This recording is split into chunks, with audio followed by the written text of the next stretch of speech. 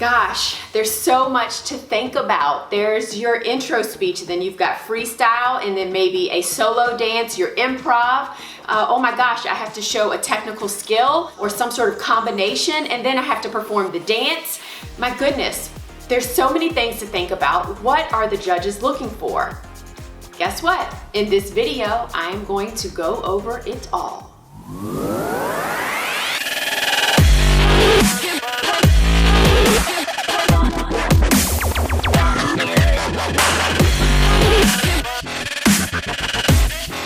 Hey guys, so really quick, I just want to make sure that you know that if you happen to be watching this video and it's after April, May 2020, everything that I'm going to share with you is still very relevant. So the situation that we're in right now is that most NFL pro cheer teams have taken their auditions virtually because the majority of the states within the United States are stay at home, we have to stay inside, and we just cannot congregate in person. So I've had so many questions about the virtual audition process and what to expect and how to actually submit the video. So if you have not watched part 1 of this series, go back first and watch that video because I talk about how to create the video itself, the background, the lighting, the framing, the editing, all of that good stuff. So you want to watch that video first.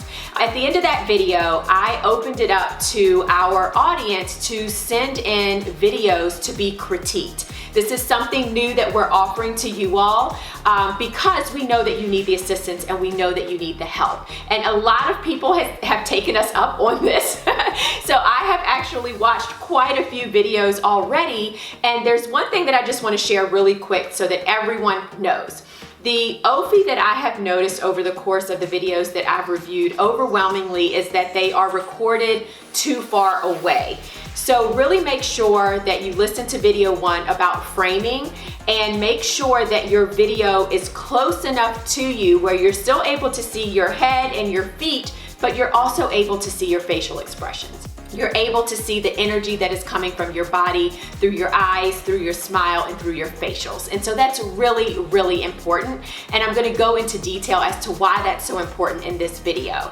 So I just wanted to throw that out there as something to make sure that everyone thinks about. And also to remind you, if you want your video to be critiqued, there's gonna be a link below and we'll be more than happy to give you all feedback. It's at a super discounted price for you all right now because we know there is such a need. All right, so let's go ahead and dig into the content for today's video. Now, this was originally going to be a 2-part series, but I have decided to extend it into a 4-part series. So this is part 2, and we're going to talk about the actual elements of an audition, whether that is in person or if it is being taped virtually, okay? So regardless of the situation, what I'm gonna talk about today is going to be relevant. But here is the bottom line. Here is the main point that I want you all to understand.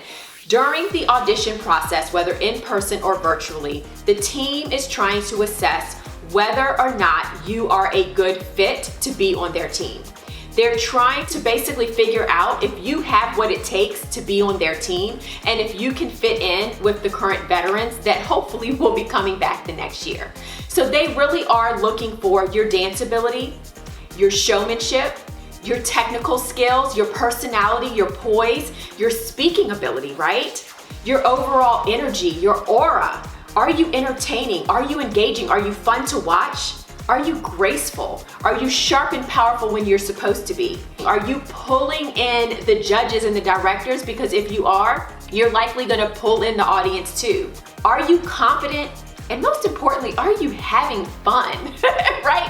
We have fun as cheerleaders. That is our whole purpose, right? We are entertaining, we are engaging, we are getting the fans up on their feet, and we're having the time of our lives on that field or on that court, on that ice, wherever it is that we are performing. So that's basically what they are looking for from you. Can you be a good fit? And so just as you can show that in person, you can also show that over video.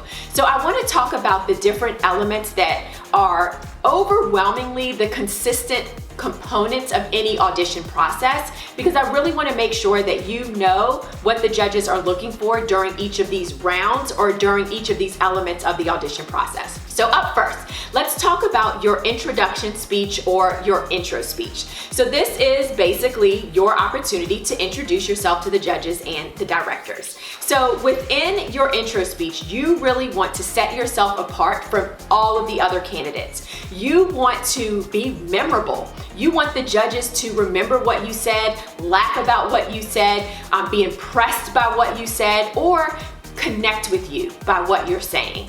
So you obviously want to start off by basically telling them your name, maybe where you're from, but then from that point on, be creative. Think about what your accomplishments are. Think about what you've been able to do thus far in your life. Think about your goals and your aspirations and where you plan to be in the future. Think about something that is very unique about you, something that no one else can say. A couple of things that I definitely would not say are, I'm a huge fan of XYZ team, or I have been dancing since I was 5 years old. A lot of people say that. They don't want to hear that. They pretty much assume that you like the team, or that you're going to fake that you like the team that you're auditioning for, and they're going to assume that you love to perform and that you love to dance, because after all, you are applying for a job as a dancer, right? So you really just, again, want to figure out how you can set yourself apart from everyone else and make sure that you communicate that very clearly, that you're poised, that you have energy, that you're showing excitement, and that you're showing that you would be fun to talk to, right? Ultimately, they're looking for an ambassador for their team. They're looking for someone that can interact with fans and have no problems talking to a complete stranger. So that's what you have to show them in your intro speech. Okay, let's move on to the next section. Freestyle or improv. Now, your freestyle may show up as a section all by itself, or it could be a couple of 8 counts within a choreographed routine that they actually give you. The bottom line with freestyle is that this is normally the only opportunity that you have to show off and show out. So this is not the time to be modest. This is not the time to take a back seat and not want to, glow and shine. This is your time to show them who you are as a performer and as a dancer. Show them your best stuff. So that could be technical abilities, it could be your flexibility, it could be just how you present yourself, your performance, your overall aura, right? It could be tricks, it could be tumbling, it could just be how you move your body, your facial expressions. Whatever it is that you feel are your strengths as a performer and as a dancer, that's what you want to show them. This is not the time to experiment and to hope and pray that you are able to execute a certain skill that you've been working on.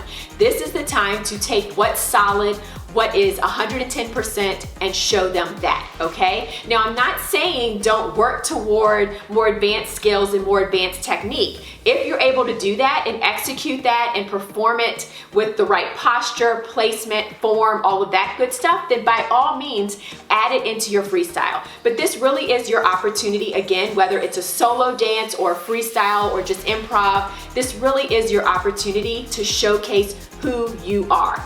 Be your unique self and showcase that, show it off, okay?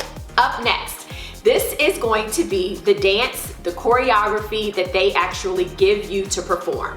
Now, this is super important, right? This is normally the main portion of any audition process. It's the choreography, right? You normally have a couple of different dances that you have to perform.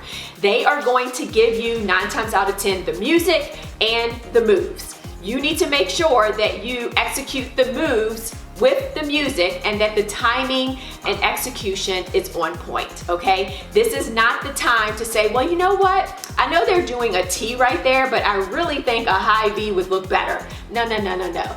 This is the opportunity for you to show them that you are able to take in choreography and retain it, and then execute it the way that they've asked you to execute it. Now, that's not to say that you can't make it your own. You still want to make it your own personal nuances with how you lift your chin, how you whip your hair, how you're making eye contact with the judges through the camera, your eye winks, or anything else that kind of shows off your unique personality while you dance. That's completely okay, but you still want to make sure that you are executing and performing that routine the way that they taught it. This is also the opportunity, obviously, to show them your showmanship, your personality, your spunk, your aura, right? You really want to make sure that you showcase all of that.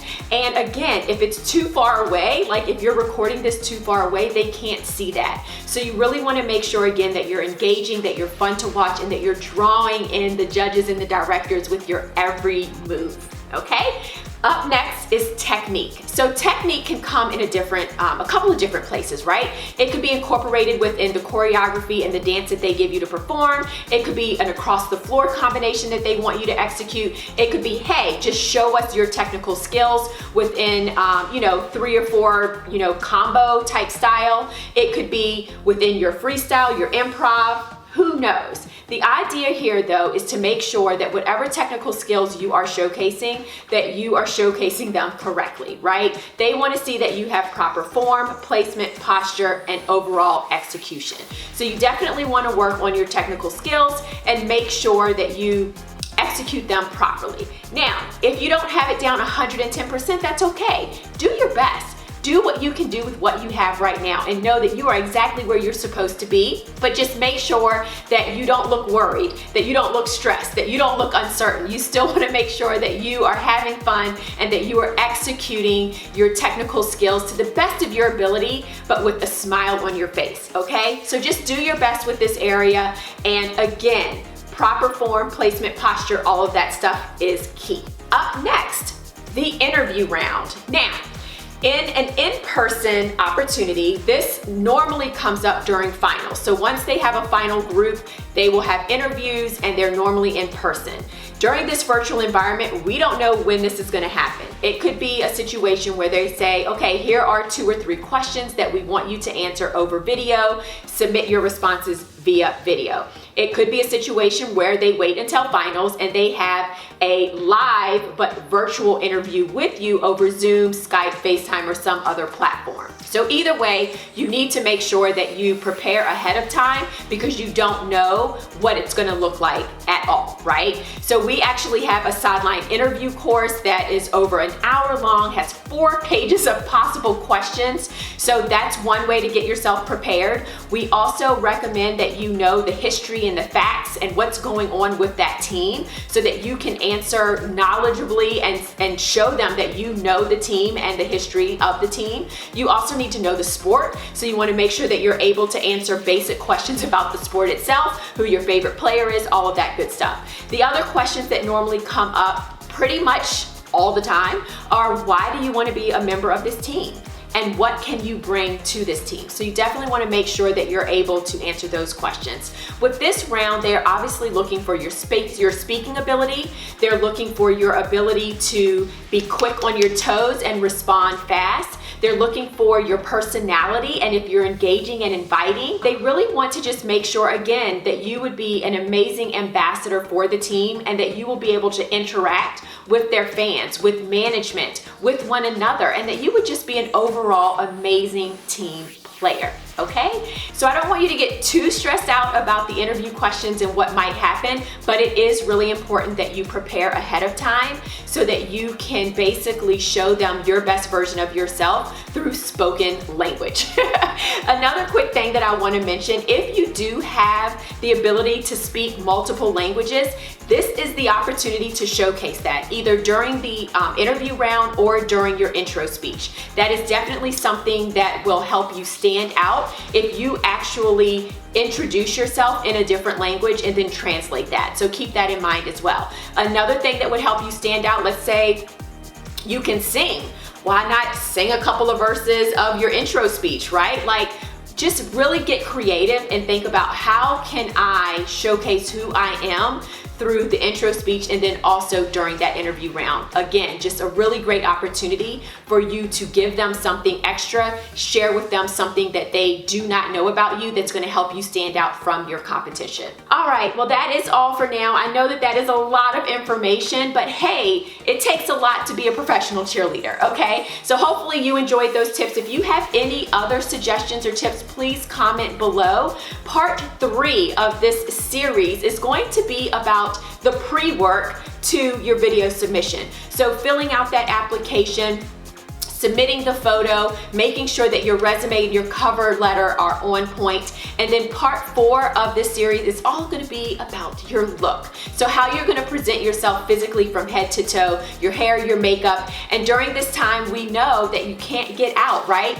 So we're also gonna give you our tips for some home remedies on how to get that pro cheerleader look. Now, as a reminder, if you want some expert eyes on your video submission, or if you just want us to review a dance or anything like that before your big day, please click the link below and get all of the details. That is what we're here for. We want to make sure that you are representing and showcasing the best version of yourself, whether that is via video or in person.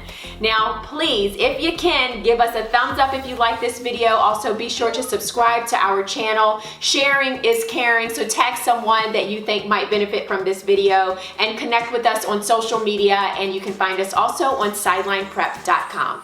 All right, that is all for now. Be sure to be on the lookout for our part 3 and part 4 to this video series, and I will see you later. Make it a great day.